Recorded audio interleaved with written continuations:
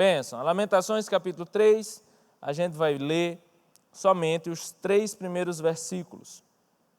Diz assim: Eu sou o homem que viu a aflição trazida pela vara da sua ira.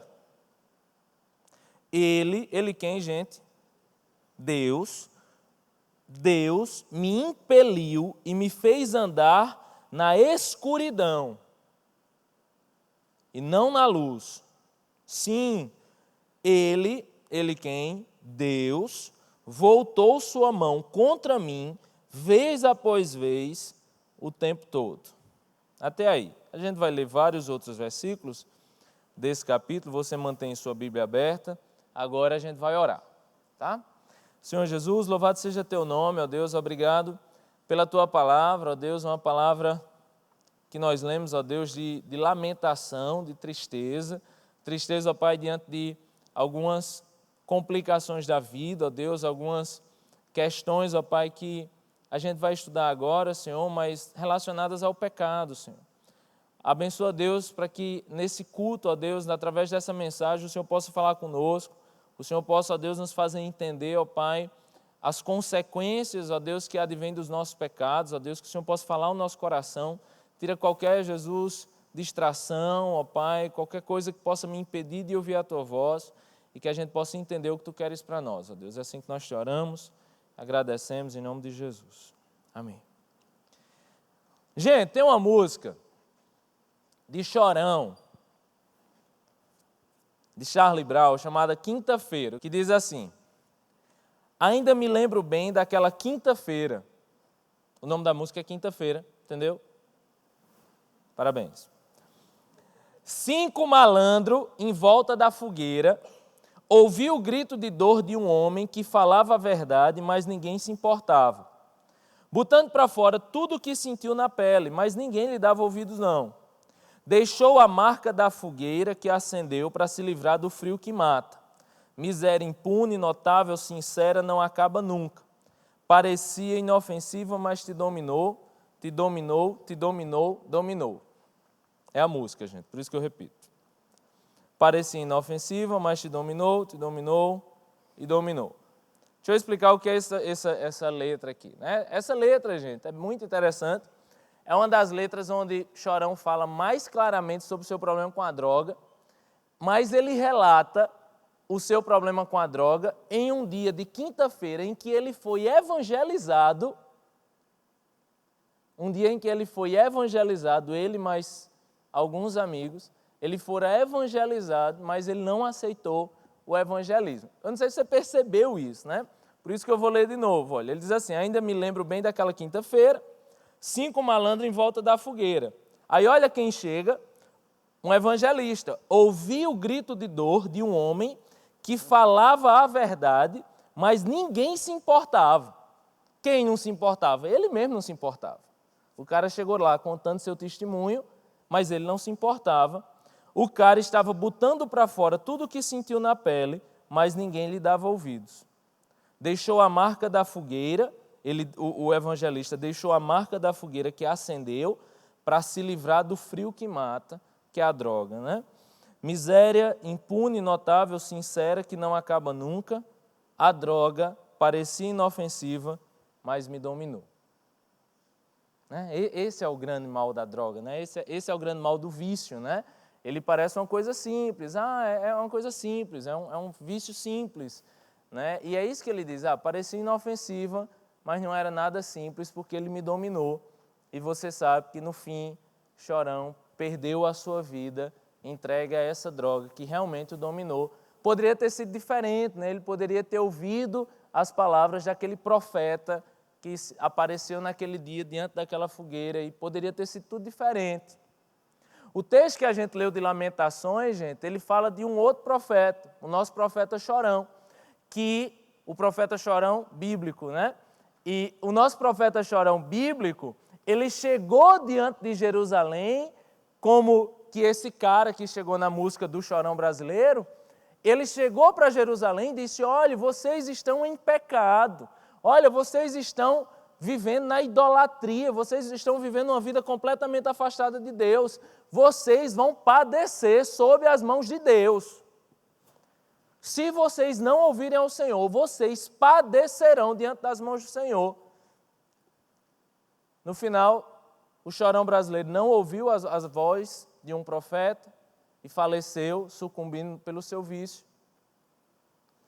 O chorão da Bíblia bradou diante de um povo que ouviu a sua voz, mas também rejeitou a voz do profeta.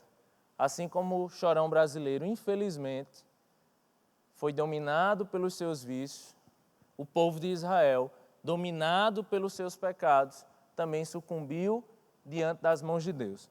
É interessante, gente, quando a gente estuda isso, porque se você prestar atenção no capítulo 3, a gente vê um texto que muito provavelmente você nunca leu, ou você nunca entendeu, ou nunca prestou atenção, porque ele fala da ira de Deus. Você prestou atenção lá no versículo 1, eu sou o homem que viu a aflição trazida pela vara da sua ira. Deus me impeliu e me fez andar na escuridão e não na luz. Sim, Deus voltou a sua mão contra mim. Nesse texto, gente, de Lamentações, a gente vê a ira de Deus, e é sempre difícil falar sobre isso. Eu lembro uma vez na universidade, eu fui fazer um grupo de estudo, e aí a gente falou um texto, e uma vez eu falei sobre a ira de Deus, né? E tinha um pessoal muito legal no meu grupo de estudo da Bíblia, pessoal de direito, pessoal assim, muito humilde, né? Pessoal de direito assim, resplandece humildade. E eu lembro que eles, sim, vamos participar do grupo de estudo da Bíblia, né? Vamos sim. E eu, que legal, consegui atrair ali uma multidão, tinha 5 pessoas no grupo. E eu fiquei, caramba, vai ser muito legal esse estudo. E em algum momento eu falei sobre a ira de Deus, né? E o pessoal disse, não, mas eu não aceito a ideia de um Deus irado. Eu disse, mas existe, está na Bíblia. Ele fez, não, eu só aceito na Bíblia o que falar de um Deus que é amor. Eu não posso aceitar na Bíblia, eu não posso aceitar que existe na Bíblia um Deus pautado ou que se comporta às vezes através de uma ira. E aí é bom demais, né? Porque o cara sabe mais do que o autor bíblico, né? O pessoal de direito. Muito legal. E eu lembro que eu disse, olha, você não pode ser a fonte de autoridade sobre as Escrituras. Você não pode olhar para as Escrituras e dizer, olha, eu só aceito da Bíblia aquilo que me convém. A Bíblia fala do amor de Deus, mas a Bíblia fala da ira de Deus. E a Bíblia fala da ira de Deus agindo na nossa vida de 2 formas. 2 formas. Em Romanos 1, você vê um capítulo inteiro onde Paulo ele diz assim, Deus, por causa da sua ira, os entregou em seus pecados. Os entregou. A ira de Deus de Romanos é uma ira passiva. A ira de Deus sobre o pecado faz com que Deus simplesmente permita que a pessoa se afunde no seu pecado. Essa é a ira de Romanos 1. A ira de Romanos 1 é quando você está vivendo uma vida toda errada, você está, adulterando, você está se perdendo nos seus pecados. Você está vivendo essa religião que a gente vive hoje, né? Essa religião secularizada que a gente vive hoje, animista, a gente parece um bando de animal, vive segundo os próprios prazeres. E aí nessa religião animista, Deus permite que você viva na sua religião, e essa é a forma de Deus expressar a sua justa ira, haja vista, nós temos um Deus que é santo, santo, santo. E um Deus que é santo, santo, santo, ele não tolera o pecado. E uma das formas dele expressar a sua ira santa e justa diante de nós é quando ele nos permite viver no pecado. E aí, gente, quando Deus nos permite viver no pecado, a gente se afunda na nossa própria poça de lama. Sabe, quando você está vivendo um namoro completamente deturpado, sabe, e você está lá vivendo dessa forma, e aí simplesmente Deus permite que você continue vivendo assim. E aí o namoro acaba, o relacionamento se destrói, sabe? A traição, a mentira, sabe? Gravidez antes da hora certa, sabe? E aí vai. Essa é uma expressão da ira de Deus e é extremamente doloroso viver isso. Há uma segunda forma de você ver na Bíblia a ira de Deus e a de Lamentações. Em Lamentações você não vai ver um Deus parado, permitindo que o pecado lhe destrua por si mesmo. Em Lamentações você vai ver um Deus intervindo na vida de um servo, intervindo na vida da igreja, do povo de Israel, mas intervindo para destruir algo. E é por isso que esse profeta Jeremias, ele chorava. Ele chorava porque ele não via o que Moisés viu, que era um Deus abrindo o mar para o povo de Israel passar. Ele não via o que Josué viu, que era, o povo de Israel vencendo batalhas. Ele via, não era o que Davi viu, que era Israel em toda a sua glória. Jeremias, ele chorava porque ele via um Deus fechando o mar para Israel, um Deus tirando a glória de Israel e um Deus fazendo Israel sucumbir diante dos seus inimigos. Jeremias chorava, gente, porque ele via um Deus destruindo Israel. E aqui é uma segunda forma de Deus agir mediante o nosso pecado. É quando Deus vem, você está vivendo seu namoro todo errado, Deus vem e destrói esse namoro. Você está vivendo uma vida toda errada, Deus vem e tira seu emprego. E aí quando Deus faz isso, gente, quer seja da forma passiva, de nos permitir viver no nosso pecado, quer seja na forma ativa, nesses momentos Deus nos diz, não. Eu não tolero a vida que você está vivendo. Eu não permito que você continue assim. Quando Deus nos diz não, por causa do nosso pecado, por causa dos nossos vícios, o que é que a gente precisa fazer? Primeiro ponto, está tenso, né, gente? Já eu conto uma piada. Não sei por que vocês estão tensos. Primeira coisa, gente, quando Deus diz não para a gente, quando Deus, quando você vê que está fora do caminho do Senhor, primeira coisa que a gente precisa fazer é arrependa-se sem medo das consequências. Arrependa-se sem medo das consequências. Abre aí Lamentações 3, versículo 40. Diz assim, examinemos e coloquemos à prova os nossos caminhos e depois voltemos ao Senhor.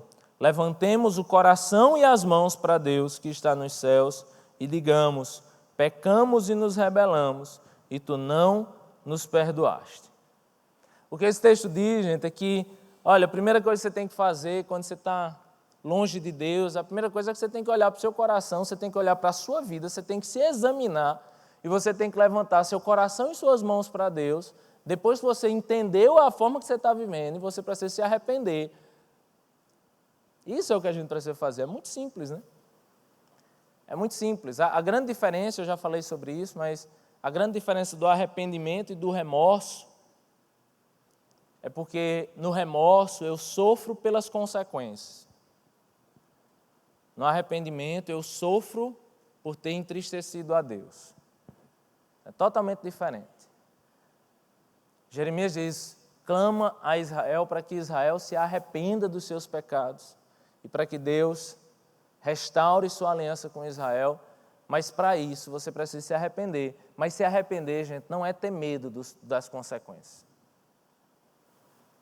Esse é o grande problema, né? Quando a gente chega alguém e diz confessou uma traição, confessa sei lá o quê, e aí eu digo, olha, você vai ter que ir agora e pedir perdão, você vai ter que ir agora sofrer as consequências dos seus erros. Aí o cara começa a chorar. Só que ele começou a chorar pelo medo do que vai acontecer depois que ele confessou. E não chorou pelo real mal que aconteceu, que foi o pecado. Aí eu queria falar só algumas coisas que simbolizam um arrependimento genuíno. A primeira coisa é que um arrependimento genuíno não é medo da consequência, é tristeza por ter decepcionado a Deus. Esse é o verdadeiro sentido do arrependimento. Segunda coisa que tem a ver com arrependimento, se você prestar atenção lá no capítulo 3, versículo 14, diz assim, tornei-me objeto de riso de todo o meu povo. Nas suas canções eles zombam de mim o tempo todo. Israel, gente, quando alguém ganhava a guerra, era comum você fazer música zombando do cara que perdeu. Israel, cara de pastel, né? Aí passava um judeu, estava lá, os persas, os Israel, mulherzinha, perdeu a guerra. Entendeu? A Israel sabia que sofria as consequências por causa do seu pecado, mas se chateava porque estava sendo humilhado pelas outras nações. A grande questão, gente, é que o arrependimento genuíno, o arrependimento, sabe, que vai nos trazer de volta para o Senhor, quando nós verdadeiramente nos arrependemos, a gente não pode ficar preocupado com o nosso status social. O grande problema, às vezes, o cara que se arrepende, ele fala, não, eu me arrependo, agora, pelo amor de Deus, não diga para ninguém o que eu fiz. Não, eu me arrependi, mas nunca que eu vou confessar isso para ninguém, porque eu vou confessar isso para o meu líder de conexão, eu vou confessar isso para alguém, e aí todo mundo vai saber que eu fiz isso. Se na hora do arrependimento, gente, a gente se preocupa com o que as pessoas vão pensar de nós, você ainda não se arrependeu. Deixa eu lhe dizer uma coisa. A gente está estudando os passos que se estuda em grupos de reabilitação. Né? Você sabe que existe o AA. O AA foi fundado por 2 pastores presbiterianos, mas existem grupos cristãos que trabalham pelos princípios do AA. E um dos grandes princípios do AA, gente, é que não existe restauração na vida de ninguém se não houver confissão de pecado. E isso é o que Tiago diz nas Escrituras. Confesse uns aos outros os seus pecados. Não existe restauração, não existe cura, não existe libertação, se não houver confissão de pecados, se não houver prestação de contas. A gente já falou semana passada sobre vícios, né? Com certeza você já achou um que tem. Todo mundo tem um vício. Né? Pelo menos 70% na pesquisa da semana passada era viciado em relacionamento. Essa semana a gente lançou de droga, né? de alcoolismo. Mas todos nós temos vícios. Né? A gente terminou a pregação passada perguntando qual é o seu vício. A questão é, você nunca vai vencer seu vício se você não confessá-lo para alguém. Aí a gente vai fazer uma coisa agora, uma coisa pelo bem comum. Primeiro, pense qual é seu vício. Pensou? Pensou? Faça joinha para mim se você pensou. É o quê? É o WhatsApp? É celular? É Netflix? Né? Quem ri é o pecado. Vamos lá. Pensou?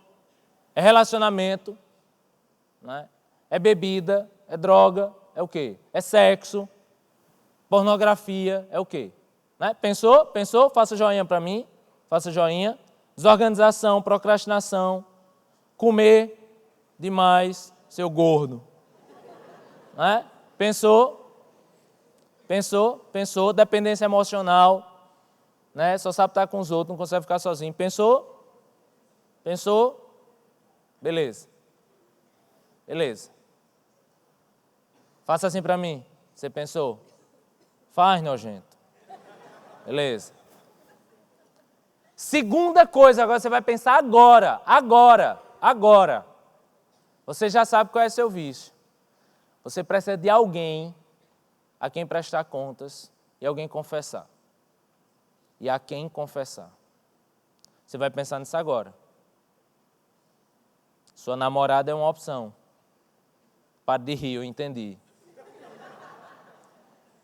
E porque você riu e porque você quer crescer no seu relacionamento, se você quiser crescer no seu relacionamento, sua namorada é a melhor opção. Porque esse namoro deixa de ser pegação gospel e passa a ser algo de relevância, de crescimento espiritual, de busca pelo crescimento recíproco. Eu não vou falar isso não porque você já sabe, mas minha esposa se tornou a pessoa a quem eu presto contas quando a gente namorava há uns 4 anos.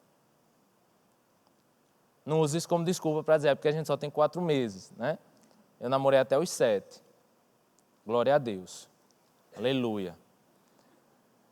Você precisa pensar a quem prestar contas, gente. Prestação de contas é mandamento bíblico. Confissão de pecados um ao outro é mandamento bíblico. Você precisa ter a quem prestar contas. Seu líder de conexão é uma ótima opção. Seu discipulador é uma opção melhor ainda. Alguém mais próximo, alguém que lhe acompanha. Um grande amigo, uma pessoa madura, é uma ótima opção. Seu pai e sua mãe é uma outra opção. Você, não sei quem, mas você precisa pensar em alguém agora. Você pensou? Você pensou ele para mim? Pensou? Então dê o joinha. Beleza. Sabe por que a gente não quer prestar conta, gente? Porque a gente não quer que as pessoas riam de nós. A gente não quer que as pessoas pensem algo sobre nós.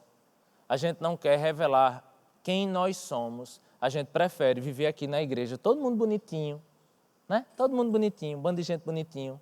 Tu não. Brincando, é aleatório, gente, eu aponto qualquer um. A gente prefere chegar aqui, gente, e ser tudo bonitinho, sabe? Todo mundo é santo, todo mundo é bem vestido. Todo mundo cheiroso, sabe? Todo mundo santo, todo mundo com Bíblia debaixo do braço. Esse é o grande problema da igreja, gente. A gente vive uma igreja hoje tão hipócrita.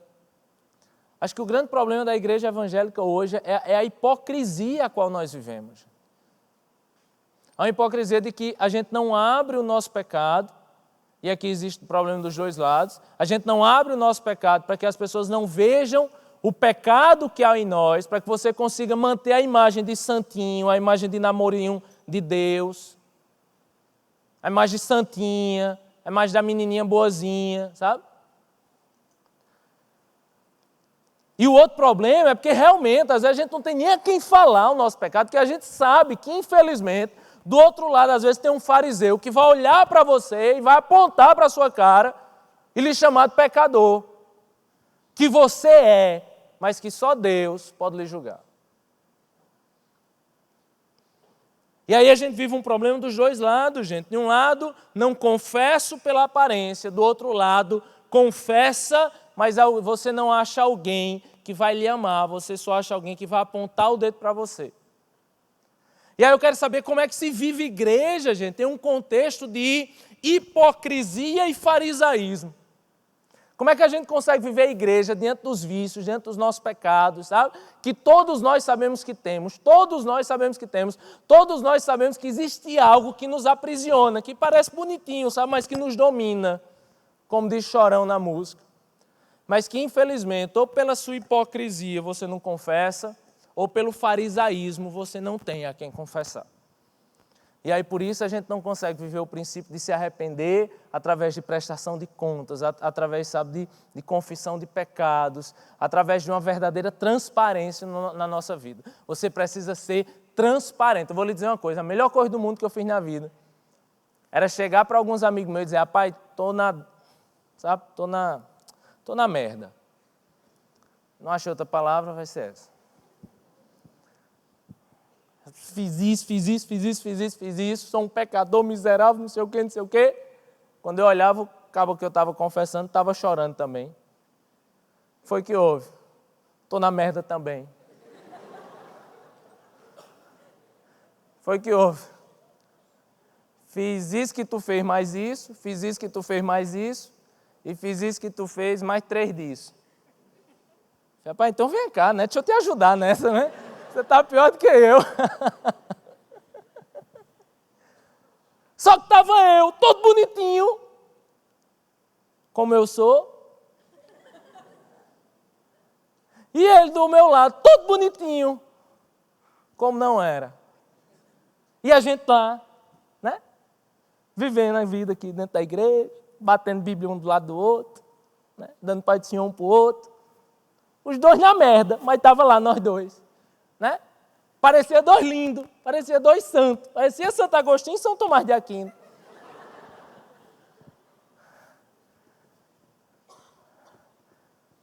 Mas eram 2 porcos na lama, mas que antes de vir para o culto, se lavava para não aparentar os porcos que eram, escondendo as lamas em que se banhavam, para que um porco não olhe para o outro porco e entenda que porco os 2 são. Arrependimento, gente, verdadeiro, a gente precisa de confissão, a gente precisa de prestação de contas. E eu oro a Deus para que essa seja uma igreja madura a ponto de existir pessoas que possam lhe amar em meio aos seus pecados. E eu oro também a Deus para que isso seja uma juventude madura, a ponto de não querer viver das aparências, mas viver um verdadeiro evangelho diante do Senhor, mesmo que em meio aos seus pecados, mas que você possa ter aqui nesse lugar alguém a quem abrir o seu pecado e alguém que possa lhe amar por isso e não lhe julgar. Eu casei, fiz 5 anos de casado, estou comemorando hoje, podre de chique que sou, e na verdade era para ter comemorado em abril, mas Bela adoeceu e continuou doente até hoje, aí estou comemorando com ela, doente mesmo. Então, a gente saiu, coisa linda, né? Eu sei, rapaz, que eu quando casei, o pessoal que foi para o meu casamento fez uma mensagem para mim e botou dentro de uma caixa. E dentro dessa caixa tinha um vinho. E o que eu tinha prometido era que eu só ia abrir essa caixa 5 anos depois. Porque aí eu ia ler as mensagens que o pessoal mandou para mim, ia tomar o vinho, e fazer Bela de novo, outra Bela. Aí eu sei que fiz tudo isso, nesses dias, menos fazer Bela de novo, porque Bela está doente, não saiu de perto da gente. Então, Bela não vai ter irmão por enquanto. Rapaz, era muito interessante. Você abre uma caixa velha de 5 anos, e começa a ler os textos. É coisa muito linda. Aí você vê o texto assim do pessoal que faz. Tiago, Deus te abençoe, viu? Daqui a 5 anos, eu sei que você vai estar uma bênção. Eu estou aqui, namorando com o Beltrano. Aí tu me diz, aí depois de 5 anos, se a gente já casou, se a gente já teve menino. Às vezes era uma benção, assim, olhar e falar, amor, que coisa linda. Casaram, tiveram menino agora. Mas tem uma, gente, que pior que o povo faz. Tiago, já abriu a caixa? Eu faço, não. Vai, porque eu quero saber o que é que eu escrevi. Não queira, não. Porque tá lá, estava namorando. Aí, Tiago, daqui a 5 anos a gente quer estar igual a você, viu?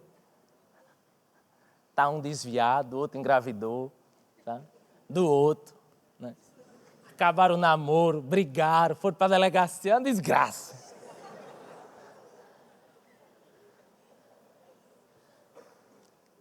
Teve um cara que fez assim, Tiago, parabéns, não sei o que, blá, mas, hoje eu estou com 73 quilos, não sei o quê, me diz daqui a 5 anos como eu estou. Rapaz, o cara está com 120. E para eu dizer isso para ele, a tristeza, quando ele pegou o papel, fez igual a mim, quando eu vesti essa blusa hoje, eu fiz, preciso emagrecer. Vocês estão notando que ela está me marcando aqui. Se não estava, agora está, Para de olhar. O bem é que o pretinho disfarça. Não disfarça, Eu notei, com uma sorrisada sem graça. Sabe o que é interessante de abrir uma caixa de Pandora assim? Você pega uma caixa super velha, Porque quando a gente fica falando esse negócio de vícios, de não sei o quê, a maioria dos nossos vícios, gente, a gente já escondeu e a gente já aprendeu a conviver com o nosso pecado. O grande problema dos vícios é porque você já se acostumou a viver com ele, você não quer mais mexer nele. Tem um passo nesses processos de restauração do AA e tudo mais, que é um inventário que você faz da sua vida. Isso é algo muito sério. O pessoal às vezes faz um acampamento, preenche um inventário enorme sobre a vida deles. Quando eu liderei conexão de ex-dependente químico, eu lembro que eu levei os caras para Lucena, 15 machos numa casa, preenchendo um inventário. Rapaz, uma coisa, poderosa, porque os caras começam a abrir aquela caixa de Pandora, que pergunta assim, você já foi abusado? Seu pai cuidava de você? Você ama sua mãe? Qual foi o problema que você teve com seu irmão? E os caras começam 30, 40, 50 anos, casados, 10 meninos, os caras começam a chorar. Quando eles começam a chorar, eu chegava, o que foi que houve? E era a caixa, que era aberta? Era a caixa, lá do passado, que ele começava a olhar para o passado, entender o seu pecado, entender que essa dependência emocional muitas vezes é porque foi violentado quando era criança. E eles mesmos começavam a perceber, sabe, que a cachaça, sabe, essa busca desenfreada por prazer, por relacionamento, muitas vezes era pela forma que foi criado, por não ter recebido carinho em casa, por ter vindo de uma família extremamente fria. E quando a caixa, gente, do passado é aberta e a gente começa a ver as mazelas por dentro, sabe, a gente começa a ver o que nos tornou assim, sabe, isso começa a nos destruir por dentro. Mas a bênção de tudo isso é porque Deus nos permite a desconstrução para que Ele possa nos reconstruir da forma dEle. É muito ruim você desenterrar as caixas, sabe? Você abrir as coisas, porque você começa a ter que mastigar, sabe? Coisas extremamente difíceis para vocês. Mas eu lhe digo uma coisa, só existe restauração, preste atenção, só existe restauração se você abrir essas caixas. Arrependimento verdadeiro, gente, tem que ter perdão.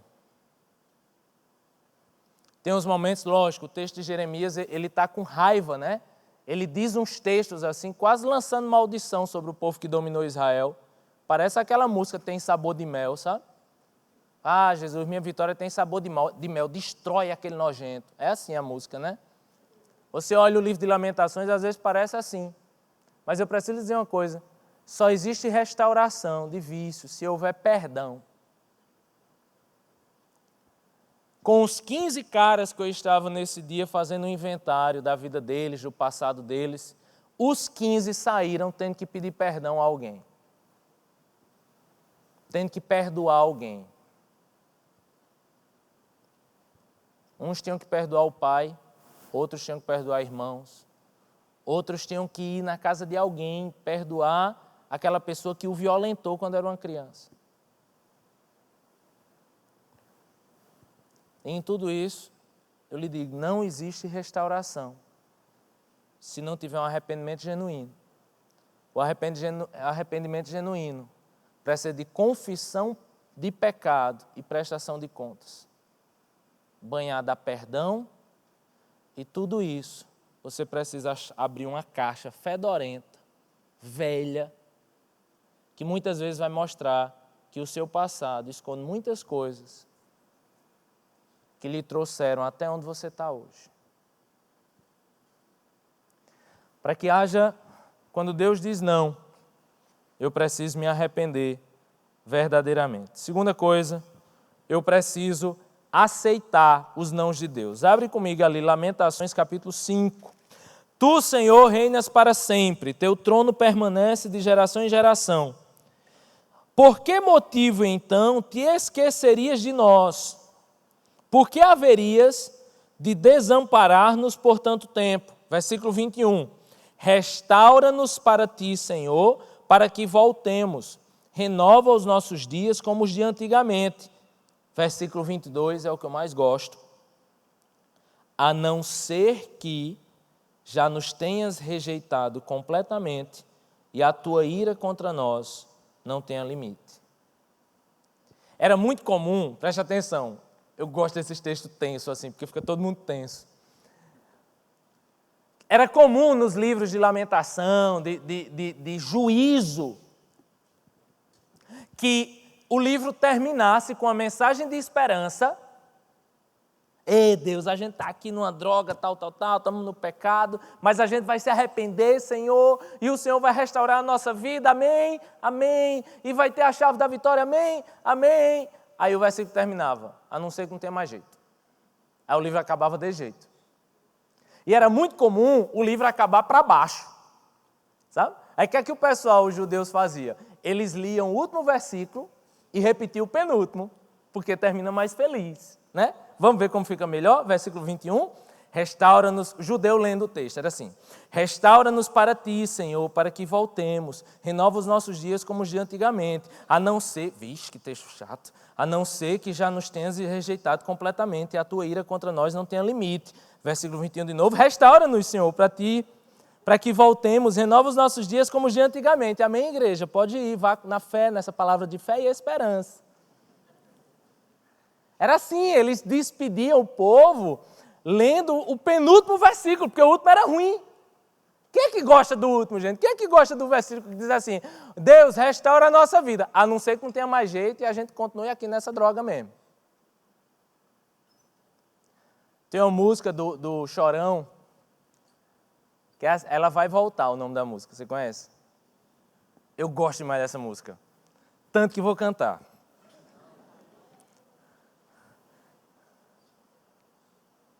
Minha mente nem sempre tão... Vai! Tão lúcida, minha mente nem sempre tão lúcida é fértil e me deu a voz.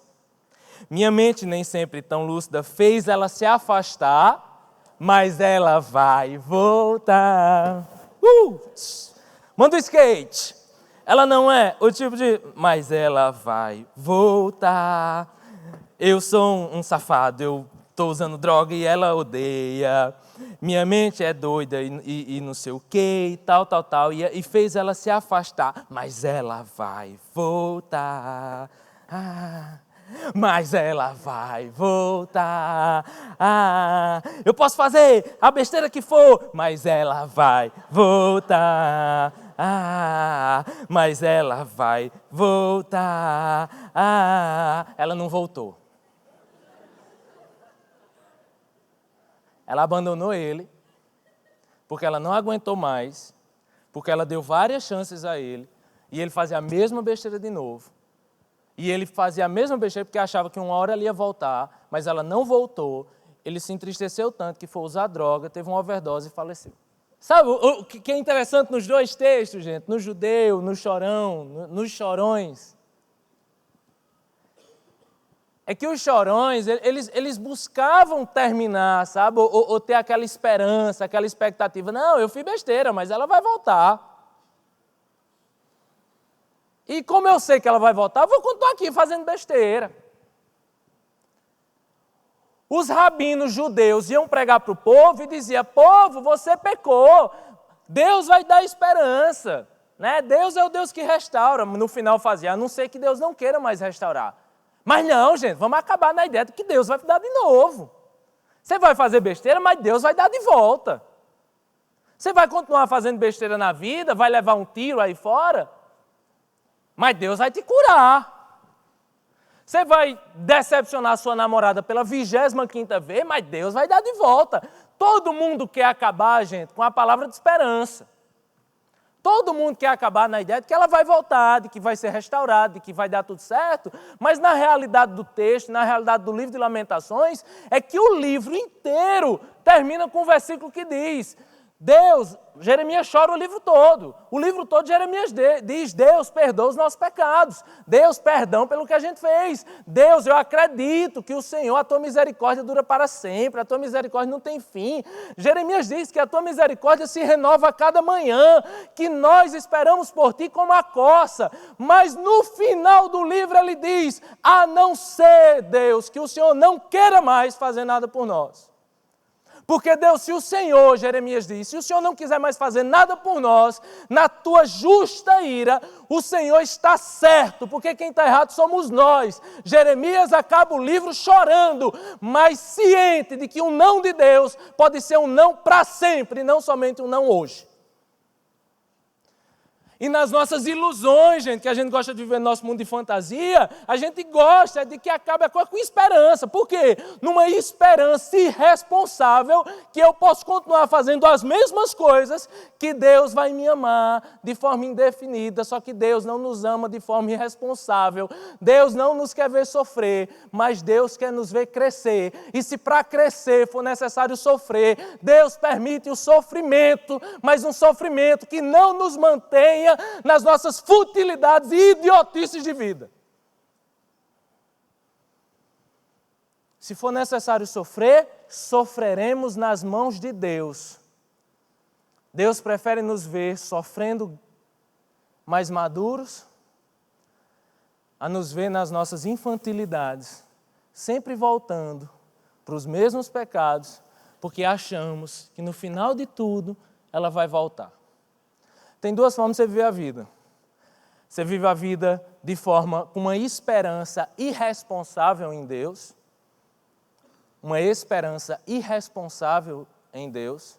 O que é uma esperança irresponsável? Eu espero de Deus, e porque acredito que Ele vai me dar tudo de novo, mesmo eu fazendo besteira, eu volto a fazer as mesmas coisas. Ou você verdadeiramente se arrepende, mas aceita que em alguns momentos da vida, um não de Deus vai ser um não para sempre. Eu quero lhe dizer que você pode ter destruído seu relacionamento dessa vez definitivamente. Eu posso lhe dizer, quero lhe dizer que pode ser que o Senhor tenha tirado algo de você definitivamente. E aí, cantar restitui, eu quero de volta o que é meu, já não adianta porque não é bíblico. Aí cantar isso não adianta de todo jeito. Nem sempre Deus restituirá aquilo que nós perdemos pelas nossas irresponsabilidades. Às vezes Deus diz não, e não é não hoje, é não para sempre. E aí ou você passa a vida chorando por isso, e vai se drogar e vai destruir sua vida, vai fugir da realidade, ou você aceita o não de Deus e entende que Ele nos dá não porque Ele nos ama. E segue sua vida em diante. Se tu vai abrir a caixa de Pandora, essa caixa da sua vida, e vai ver que perdeu muita coisa no passado, né? Perdeu aquela pessoa que gostava tanto de você, mas suas besteiras fizeram ela ir embora, perdeu um emprego, perdeu, sabe, tanta coisa. A solução, gente, é olhar para a vida sem se perder no passado. Sabe o que Paulo diz? Esquecendo das coisas que para trás ficaram, eu olho para frente e procuro o alvo. Destruí minha vida até aqui, mas a partir de agora, eu quero progredir para o que Deus tem para mim. Aceitando de Deus os seus sims, mas aceitando de Deus também os seus nãos. Para encerrar,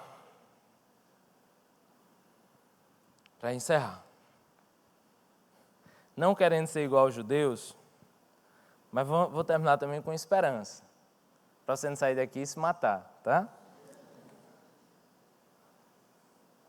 Quando Deus nos diz não, gente, a gente precisa se arrepender sem medo das consequências. A gente precisa aceitar que talvez esse não seja para sempre. Mas a gente também precisa esperar em Deus. Porque pela misericórdia de Deus, que realmente se renova a cada manhã, às vezes os nãos de Deus, eles se tornam sim, lá na frente. Leia comigo Lamentações 3, versículo 31. 3:31 diz assim: porque o Senhor não o desprezará para sempre. Porque o Senhor não o desprezará para sempre. Embora ele traga tristeza, mostrará compaixão. Tão grande é o seu amor infalível. Porque não é do seu agrado trazer aflição e tristeza aos filhos dos homens. No final de tudo, gente, Deus é tão maravilhoso que Deus não se alegra com o nosso sofrimento. Deus não quer nos ver sofrer. Deus não quer dizer não. Deus não quer tirar coisas de nós. Não é como se fosse um Deus mesquinho, um Deus que se agrada na minha dor. De forma alguma. Deus se agrada com a minha alegria. Deus se agrada em me amar. Agora, aquele pai que verdadeiramente ama é o pai que disciplina. Muitas vezes nos nossos erros, Deus precisa nos disciplinar. Mas até quando Ele nos disciplina, Ele faz isso por amor. E é pelo amor dEle que realmente você pode sair daqui na esperança. Na esperança de que talvez isso seja um não para sempre. Mas uma esperança de que talvez o não hoje, amanhã se torne um sim. Nisso tudo o que a gente precisa fazer é esperar em Deus. Eu queria passar uma música para você e encerrar, do ministro de louvor Tiago York e da ministra Sandy Valadão. E eles têm uma música chamada Me Espera, né? E eu queria que você tivesse uma leitura dessa música, eu vou chamar de uma leitura espiritualizada dela, né? Porque eu não recebi de poucas pessoas essa música, na ideia das pessoas dizendo, Tiago, olha essa música, porque parece que é Me Espera, como se eu estivesse esperando alguém, mas aparentemente é como se eu estivesse esperando em Deus. Aí eu queria que você ouvisse a música e entendesse a letra e visse toda a beleza do cenário. Beleza Thiago York não, ele está muito feio nesse clipe, mas é a beleza das cenas, tá? Que sempre remete à ideia de esperar. Pode soltar. Vou fazer uma leitura espiritualizada dessa letra, se é que eu assim posso, né? Mas é como se o cara estivesse dizendo assim: eu ainda estou aqui, perdido em 1000 versões irreais de mim. Sabe, eu estou aqui ainda perdido nisso que eu acho que eu sou, que eu aparento ser, mas que na verdade eu não sou. Estou aqui por trás de todo o caos em que a vida se fez. E aí é como se Deus estivesse dizendo: tenta me reconhecer no temporal e me espera. Tente não se acostumar, porque eu volto já, me espera. E aí o cara diz: eu que tanto me perdi em vãs desilusões, ideais de mim. Ainda a ideia de máscaras. Não me esqueci de quem eu sou e o quanto eu devo a você. Mesmo quando eu me descuido, me desloco, me deslumbro, perco o foco, perco o chão, eu perco o ar, mas eu me reconheço no teu olhar, que é o fio para me guiar de volta para casa. Isso é um ministro de louvor, né? Eu nunca mais ouvi uma música tão linda e gospel como essa. E aí eu fiz um texto, né? Porque esperar é horrível. E eu escrevo isso no aeroporto, ao lado de Saulo, que acabou de saber que vai ser pai pela segunda vez. Eu e ele esperamos ansiosos para chegar em casa e abraçar filhos e esposas. Ninguém gosta de esperar, é o leite que demora a ferver, é a resposta que não vem, o F5 que não muda a tela. Cada um espera de uma forma, uns jogam, outros oram, eu me definho em angústia e ansiedade, cada um sofre de um jeito, esse é o meu. Destruímos muitas coisas no meio do caminho, torno-me o maior vilão da minha existência e me saboto diariamente. Não sei esperar, só sei errar. Eu não sei confiar, eu sei me adiantar e errar. Não, nada é simples, minhas pernas tremem, espero que o avião não. Era um turbo-hélice, gente, pequeno, horrível, tremeu mais que tudo. Minhas pálpebras dançam, quero apenas voltar para casa e em tantos aspectos. Queria ver as coisas se resolverem sem os dilemas constantes, sem os problemas que se alternam em difíceis e impossíveis. Quando criança, eu esperava meu pai me buscar na escola. Seu carro era muito velho e os meninos brincavam dizendo que se ouvia o barulho dele da esquina. Era um Chevette 77 amarelo queimado. Era feio mesmo e velho mesmo. Fazia muito barulho e o pior é que isso tudo era verdade. Por isso eu pedia para o meu pai me buscar à tarde, depois de todo mundo ter ido embora. Porque aí já não tinha ninguém esperando para rir do carro do meu pai. Para compensar minha vergonha e sem saber do motivo real de demorar, meu pai chegava super tarde. Eu vivia o dilema de esperar que demorasse, mas no exato momento em que eu ficava sozinho, eu torcia para ele chegar logo. Não venha logo, pai. Pai, cadê você? Definitivamente eu nunca soube o que realmente queria. E hoje não é diferente. Eu quero outro emprego. Não quero mais. Eu quero ficar. Agora eu quero ir. No meio de minha bipolaridade, Deus diz sim e não, na mesma hora que quero não e sim. Cansei de viver nos opostos de minhas infantis expectativas. Meu amigo terá outro filho. O avião vai decolar. E em breve verei minha família. Obrigado, meu Deus, estou voltando para casa em todos os aspectos. Espero que em todos eles o Senhor seja o fio que me guia.